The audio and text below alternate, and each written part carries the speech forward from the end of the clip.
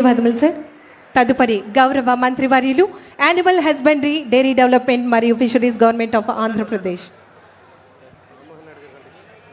తదుపరి గౌరవ పార్లమెంట్ సభ్యులు శ్రీకాకుళం జిల్లా మరియు గౌరవ కేంద్ర మంత్రివర్యులు civil aviation government of India గౌరవనీయులు శ్రీ కింజరాపు రామ్మోహన్ నాయుడు గారి యొక్క అమూల్యమైనటువంటి సందేశం.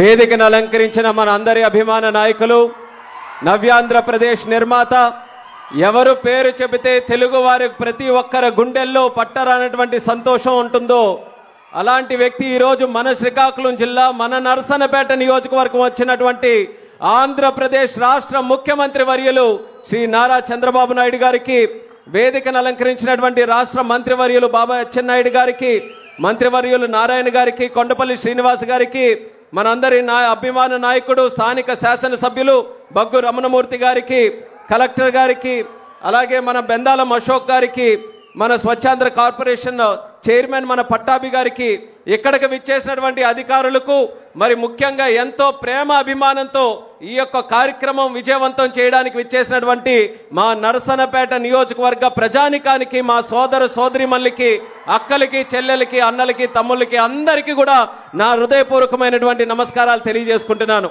పట్టరానటువంటి సంతోషం, ఉత్సాహం మీ అందరిలో కూడా చూస్తున్నాను.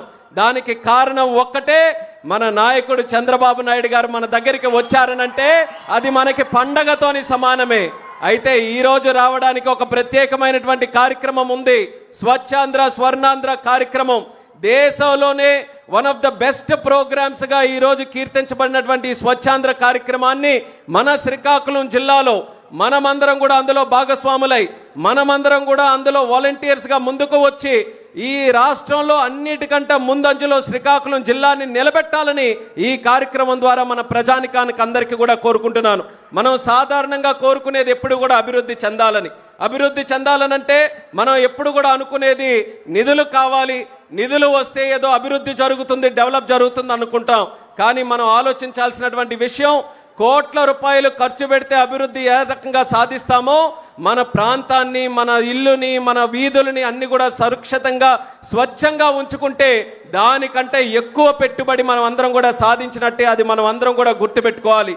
ఆరోగ్యం మనకు బాగుండాలన్నా, ప్రకృతి మనకి సహకరించాలన్నా, మనమందరం కూడా భవిష్యత్తులో మనం అనుకున్నటువంటిది సాధించాలన్నా స్వచ్ఛాంధ్ర కార్యక్రమం మన అందరికీ కూడా ఎంతో ఎంతో ఎంతో ప్రముఖమైనటువంటిది అనేది మనమందరం కూడా గుర్తుపెట్టుకోవాలి.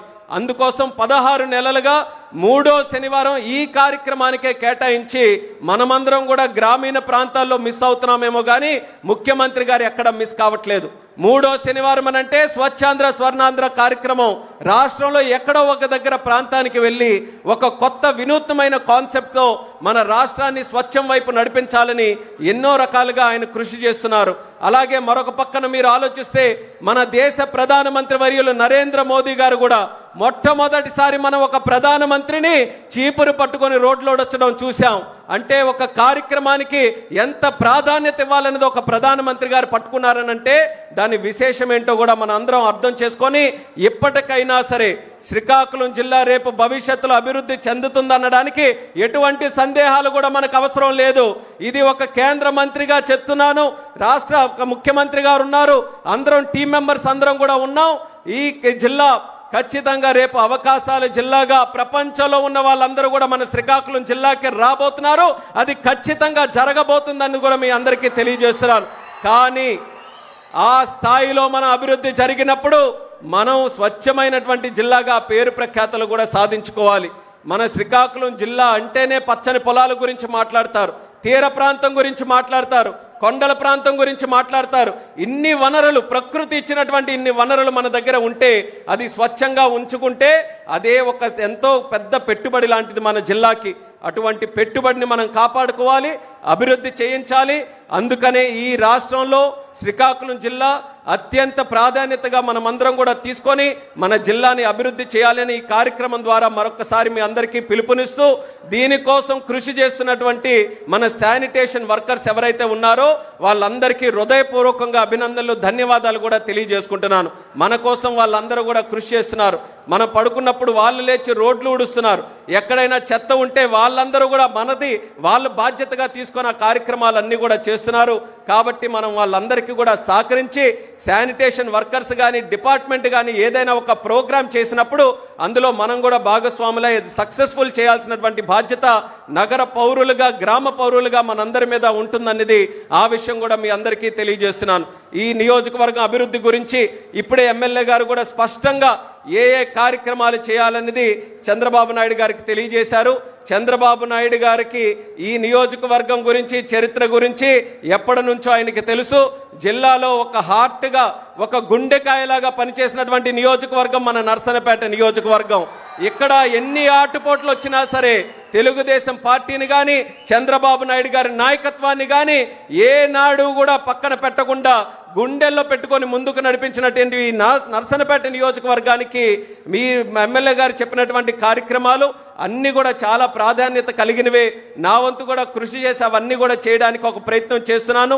మీ సహకారం కూడా ముఖ్యమంత్రిగా ఈ యొక్క నియోజకవర్గానికి ఉంటే ఖచ్చితంగా సెంట్రల్ నియోజకవర్గంగా నర్సన్నపేట ఈరోజు మా పార్లమెంట్లో కూడా ఉంది. పాతపట్నం తీసుకున్నా, ఇచ్చాపురం తీసుకున్నా, ఏ నియోజకవర్గం తీసుకున్నా అందరికీ కూడా సత్సంబంధాలు ఈ నర్సన్నపేట నియోజకవర్గంతో ఉన్నాయి. చక్కగా ఒక వ్యాపార కేంద్రంగా ఇండస్ట్రీ కేంద్రంగా అభివృద్ధి చెందడానికి అన్ని అవకాశాలు ఇక్కడ ఉన్నాయి. కాబట్టి ముఖ్యమంత్రిగా మీ తాలూకా సహకారం కూడా ఇక్కడ ఉంటే బ్రహ్మాండంగా ఇది అభివృద్ధి చేయొచ్చనే నమ్మకంతో మరొకసారి ఈ సందర్భంగా ఆ విషయాలన్నీ కూడా రిపీట్ చేయకుండా అవి అన్నీ కూడా మీరు సహకారం అందించాలని ఈ సందర్భంగా తెలియజేసుకుంటూ ప్రజలు మనం అందరం కూడా ఒకే ఒక్క విషయం గుర్తుపెట్టుకోవాలి. శ్రీకాకుళం జిల్లా అనంటే మన ప్రజలనంటే కేవలం మనకు కనబడేది ఎక్కడే కాదు. నిన్న అనంతపూర్కి వెళ్ళినా శ్రీకాకుళం వాళ్ళు ఉన్నారు. నేను ఈరోజు సివిల్ ఏవియేషన్ మినిస్టర్గా అండమాన్ వెళ్ళినా, మొన్న చంద్రబాబు నాయుడు గారు కూడా వెస్ట్ బెంగాల్ వచ్చారు. వెస్ట్ బెంగాల్లో ఎయిర్పోర్ట్లో దిగిన వెంటనే పలకరించింది మన శ్రీకాకుళం జిల్లా వాసియే. అలాగే ఎక్కడికి వెళ్ళినా సరే అందరూ కూడా కనబడుతున్నారు. కనబడితే సంతోషం ఇక్కడి వరకు వచ్చి పనిచేస్తున్నారు అంటున్నారు. కానీ ఆ కనబడిన తర్వాత క్లాస్ మాత్రం సార్ నాకు పీకుతున్నారు. ఆయన ఏమంటున్నారంటే ఇక్కడ ఎందుకు డెవలప్ చేయలేకపోతున్నాం, మనం ఇంత కష్టపడేటటువంటి వ్యక్తులు ఇంత టాలెంట్ మన శ్రీకాకుళం జిల్లాలో ఉన్నప్పుడు వాళ్ళు ఎక్కడెక్కడో ఎందుకు వెళ్ళి పని చేయాలి, ఈరోజు ఇక్కడే మనం అన్ని రకాలైనటువంటి అభివృద్ధి కార్యక్రమాలు చేసి వాళ్ళ టాలెంట్తో ఈ జిల్లాని మరింత శరవేగంగా అభివృద్ధి చేయాలి, అది ఛాలెంజ్గా తీసుకోమని ఎప్పుడు కూడా ఆయన ప్రోత్సహిస్తూ ఇన్స్పైర్ చేస్తూ ముందుకు నడిపిస్తున్నారు. ఆ బాధ్యత మనం అందరం కూడా తీసుకొని ఈరోజు వస్తున్నటువంటి ఆపర్చునిటీస్ మన జిల్లాలో కావచ్చు, మన ప్రాంతంలో కావచ్చు, దానికి ఒక అడుగు మీరు కూడా ముందుకు వేసి స్థానికంగా ఉన్నటువంటి వాళ్ళు స్థానిక అవకాశాలని మీరు అందరూ కూడా వెతుక్కొని దానికి కావాల్సినటువంటి సహకారం ప్రభుత్వం తరపున మా తరపున మేము అందిస్తాం.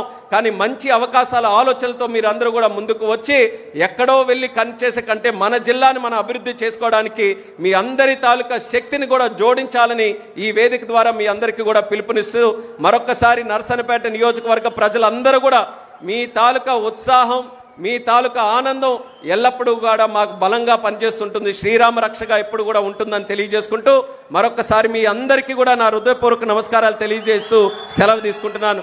జై హింద్, జై భారత్. ధన్యవాదములు సార్. మన శ్రీకాకుళం జిల్లాలోని అన్ని ప్రాంతాలను అత్యంత పరిశుభ్రంగా ఉంచడంలో కీలక పాత్ర పోషించినటువంటి వారిని ఇప్పుడు ఈ వేదిక మీద